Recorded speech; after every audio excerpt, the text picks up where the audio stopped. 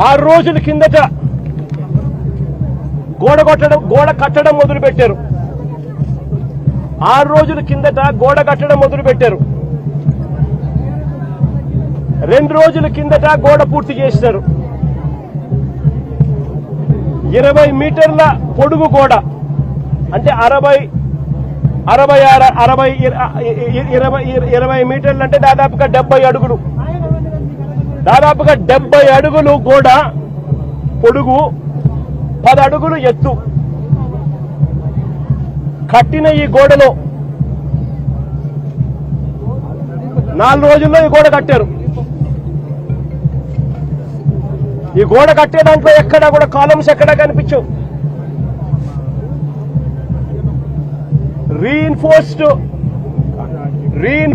concrete గోడ కట్టాల్సిన